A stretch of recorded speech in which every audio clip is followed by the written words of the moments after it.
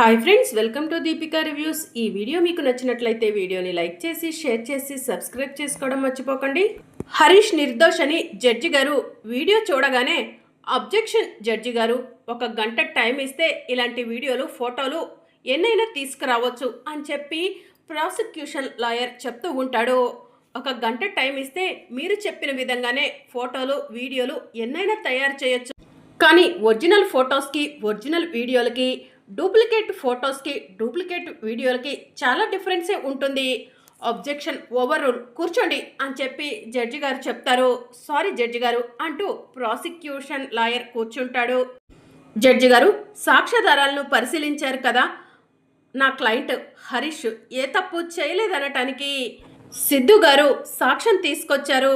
సాక్ష్యాధారాలను పరిశీలించి నా క్లయింట్ హరీష్ నిర్దోష్ అని జడ్జిమెంట్ ఇవ్వండి జడ్జి గారు అని చెప్పి హరీష్ తరపు లాయర్ లేచి నుంచొని చెప్తూ ఉంటుంది. సాక్ష్యాధారాలను పరిశీలించిన మీదట శ్రీకాంత్ని యాక్సిడెంట్ చేయించి చంపించింది హరీష్ కాదని కోర్టు వారు నమ్ముతున్నారు. అలాగే పోలీస్ శాఖను అసలైన దోషులు ఎవరో పట్టుకొని కోర్టులో ప్రవేశపెట్టాల్సిందిగా కోరుతున్నాము. హరీష్ నిర్దోషి కాబట్టి నిర్దోషి అయిన హరీష్ని కోర్టు విడుదల చేయటం అయింది అని జడ్జి గారు చెప్తూ ఉంటారు. ఇక దాంతో తులసి సంతోషపడుతూ ఉంటుంది. ది కోర్ట్ ఈస్ ఎడ్జంట్ అని చెప్పి జడ్జి గారు అక్కడి నుంచి వెళ్ళిపోతారు. ఇలా జరిగిందేంటి, ఎంతో కష్టపడి పెన్ డ్రైవ్ని కాల్ చేస్తే సిద్ధు మళ్ళీ సాక్ష్యాన్ని ఎలా తీసుకొచ్చాడు అని కనిష్క ఆలోచిస్తూ ఉంటుంది.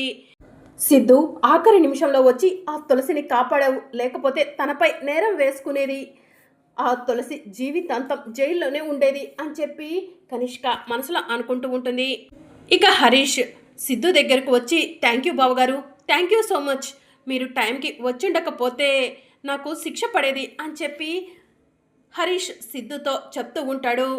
మీరు నా చెల్లెలు భర్త, మీకు శిక్ష పడితే నా చెల్లెలు తట్టుకోలేవదు, నా చెల్లెల కోసమైనా మిమ్మల్ని నేను కాపాడాలి అని చెప్పి సిద్ధు హరీష్తో చెప్తూ ఉంటాడు.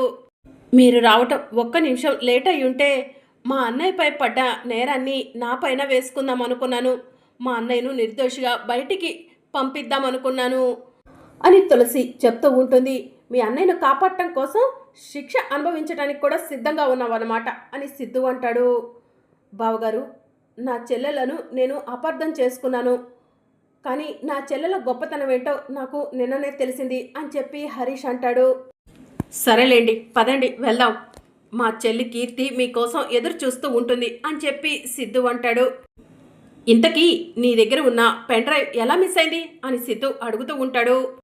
ఆ కనిష్కనే నా దగ్గర ఉన్న పెన్ డ్రైవ్ని దొంగతనం చేసిందండి అని చెప్పి తులసి సిద్ధుతో చెప్తూ ఉంటుంది. దొంగతనం చేసిందా అని సిద్ధు అడుగుతూ ఉంటే, అంతేకాదండి, పెన్ డ్రైవ్ని కాల్ చేసింది కూడా అని చెప్పి తులసి చెప్తూ ఉంటుంది. అవును, మీ దగ్గర మరో పెన్ డ్రైవ్ ఎక్కడిదండి అని తులసి అడుగుతూ ఉంటుంది. ఇలాంటిదేదో జరుగుతుందని ముందే ఊహించాను, అందుకే పెన్ డ్రైవ్లో ఉన్న డేటాని మరో పెన్ డ్రైవ్ కూడా షేర్ చేశాను అని చెప్పి సిద్ధు చెప్తూ ఉంటాడు. ఇంతకీ నా దగ్గర పెన్ డ్రైవ్ మిస్ అయిందని మీకెవరు చెప్పారండి అని తులసి అడుగుతూ ఉంటుంది. జాను చెప్పింది అని చెప్పి సిద్ధు అంటాడు. అప్పుడు తులసి జానుకి ఫోన్ చేసి పెన్ డ్రైవ్ మిస్ అయింది, అమ్మ నాన్నలను జాగ్రత్తగా చూసుకో, అన్నయ్యకు బదులు నేను నేరాన్ని నా మీద వేసుకొని జైలుకు వెళ్ళాలనుకుంటున్నాను, ఖుషీని కూడా జాగ్రత్తగా చూసుకో జాను అని చెప్పిన మాటలను తులసి గుర్తు చేసుకుంటుంది. సరేలే పదండి, కీర్తి టెన్షన్ పడుతూ ఉంటుంది, ఇంటికి వెళ్దాం అని సిద్ధు అంటూ ఉంటే, ఒక్క నిమిషం అండి, ఇప్పుడే వస్తాను అని చెప్పి తులసి అంటుంది. ఎక్కడికి అని సిద్ధు అడుగుతూ ఉంటాడు. ఆ కనిష్కకు బుద్ధి చెప్పటానికండి అని తులసి అంటుంది. ఇక తులసి కోపంగా కనిష్క దగ్గరకు వెళ్తుంది. తులసిని చూసిన కనిష్క ఏంటి ఇలా వచ్చావు అని చెప్పి కోపంగా అడుగుతూ ఉంటుంది. నా అన్నయ్య నీకేం ద్రోహం చేశాడే, ఎందుకే నా అన్నయ్యకు శిక్ష పడేలా చేయాలనుకున్నావు అని చెప్పి తులసి అడుగుతూ ఉంటుంది. నీ అన్నయ్య నాకేం ద్రోహం చేయలేదు, నువ్వు నాకు ద్రోహం చేసింది అని చెప్పి కనిష్క అంటుంది.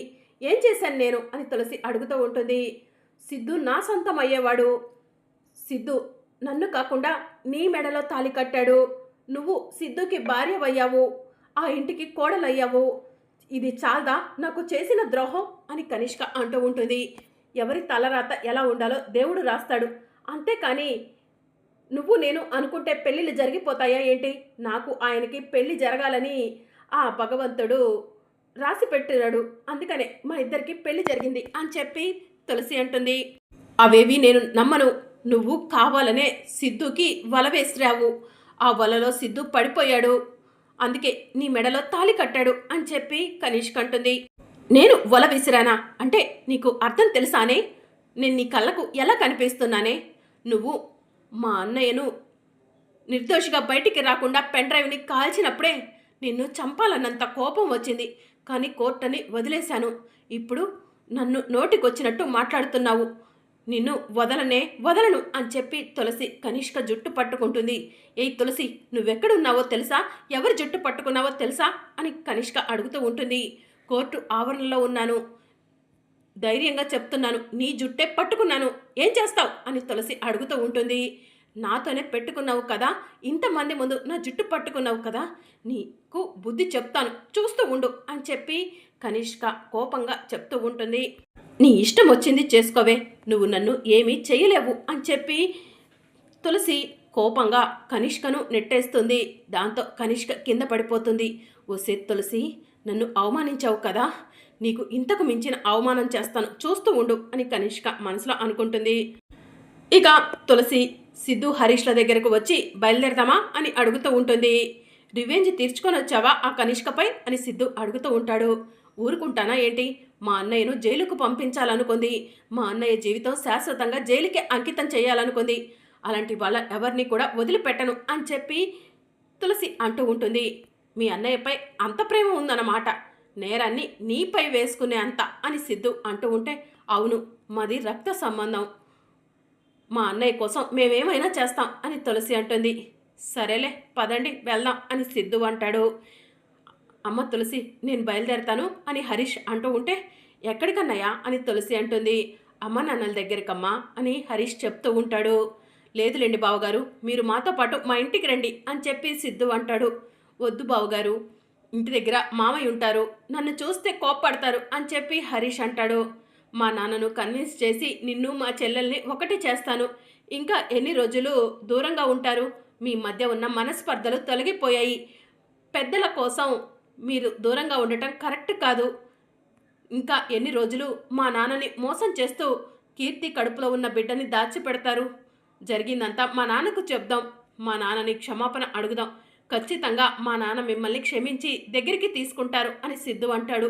వద్దండి, అలా చెయ్యొద్దండి మావయ్య, అందుకు ఒప్పుకోరండి అని తులసి అంటుంది. మా నాన్న గురించి నాకు మాత్రమే తెలుసు, నువ్వు ఈ విషయంలో ఇన్వాల్వ్ అవ్వకు. మా నాన్న ఎవరిని బాధ పెట్టాలని చూడరు అని చెప్పి సిద్ధు అంటాడు. ఎందుకండి చెప్తుంటే అర్థం చేసుకోరు అని తులసి అంటూ ఉంటుంది. చెప్పాను కదా, మా నాన్నను నేను కన్విన్స్ చేస్తాను, హరీష్ బావ గారిని నా చెల్లెలు కీర్తిని ఒకటి చేస్తాను అని చెప్పి సిద్ధు తులసితో చెప్తూ ఉంటాడు. ఎందుకు చెప్తున్నానో అర్థం చేసుకోండి అని తులసి అంటుంది. బావగారు, మీ చెల్లెలు అలానే అంటుంది, రండి అని సిద్ధు హరీష్ని వెంట పెట్టుకొని ఇంటికి వెళ్తాడు. కీర్తి, కీర్తి, ఎవరొచ్చారో చూడమ్మా అని చెప్పి సిద్ధు గట్టిగా పిలుస్తూ ఉంటాడు. దాంతో కుటుంబ సభ్యులంతా బయటికి వస్తారు. ఇక కీర్తి పరిగెత్తుకుంటూ హరీష్ దగ్గరకు వచ్చి, హరీష్, నిన్ను నిర్దోషిగా వదిలేశారా అని చెప్పి హరీష్ని గట్టిగా హగ్ చేసుకొని, I love you Harish, I love you అని చెప్పి చెప్తూ ఉంటుంది. కీర్తి, ఏం చేస్తున్నావు నువ్వు అని బసవరాజు కోపంగా గంభీరంగా అరుస్తూ ఉంటాడు. ఇక కీర్తి ఒక్కసారి షాక్ అయ్యి బసవరాజు వైపు చూస్తూ ఉంటుంది. అప్పుడు సిద్ధు బసవరాజు దగ్గరకు వెళ్ళి, నానా, మీరు పెద్దవాళ్ళు, మీరు గౌరవం దక్కించుకోవాలే కానీ గౌరవం పోగొట్టకూడదు.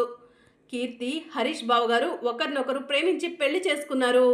వాళ్ళిద్దరూ కలిసి ఉంటేనే మీకు గౌరవం నానా, వాళ్ళిద్దరిని విడదీయాలని చూడకండి అని చెప్పి సిద్ధు చెప్తూ ఉంటాడు. సిద్ధు, కీర్తి నా కూతురు, కీర్తి విషయంలో ఎవరు ఏం చెప్పొద్దు అని చెప్పి బసవరాజు అంటూ ఉంటాడు. నానా, తులసి ఎంతగానో చెప్పింది, కీర్తిని హరీష్ బావ గారిని కలుపుతా అంటే మీరు ఒప్పుకోరని, కానీ నేనే తులసి మాటను వినిపించుకోకుండా మా నాన్న గొప్పవాళ్ళు, మా నాన్న నేనే చెప్తే అది వింటారని హరీష్ బావ గారిని ఇంటికి తీసుకొచ్చాను. మీరు తులసి ముందు నా పరువు తీస్తారా నాన్న? చెప్పండి నాన్న అని సిద్ధు బసవరాజుని అడుగుతూ ఉంటాడు. ఇంకా బసవరాజు ఆలోచిస్తూ ఉంటాడు. ఏ నాన్న, నేను చెప్పింది అబద్ధమా? మా నాన్న గురించి నేను తులసికి గొప్పగా గౌరవంగా చెప్పాను, అదంతా అబద్ధమా? మా నాన్న నేను చెప్పిన మాట వింటారు, నేను కోరుకున్న విధంగా నా చెల్లెలు జీవితాన్ని నిలబెడతారు కదా నాన్న? మీరు చెప్పండి నాన్న అని సిద్ధు అడుగుతూ ఉంటే, అవునరా సిద్ధు, నీ మాటే నా మాట. నువ్వు నా రాజకీయ వారసుడువురా. నువ్వు ఏది చెప్తే అది వింటాను. నీ కోరిక మేరకు నాకు ఇష్టం లేకపోయినా కీర్తిని, ఈ హరీష్ని ఒకటి చేస్తాను అని బసవరాజు అంటాడు. థ్యాంక్ యూ నాన్న, థ్యాంక్ యూ సో మచ్ అని కీర్తి బసవరాజుని గట్టిగా హగ్ చేసుకుంటుంది. ఇక మీ ఇద్దరిని ఎవరు విడదీలెవరు, మీరిద్దరు సంతోషంగా ఉండండి అని చెప్పి సిద్ధు కీర్తి చేతిని తీసుకెళ్లి హరీష్ చేతిలో పెడతాడు. మరి అప్కమింగ్ ఎపిసోడ్లో ఏం జరగనుందో తెలుసుకోవాలనుకుంటున్నారా? అయితే ఛానల్ను సబ్స్క్రైబ్ చేసుకోండి.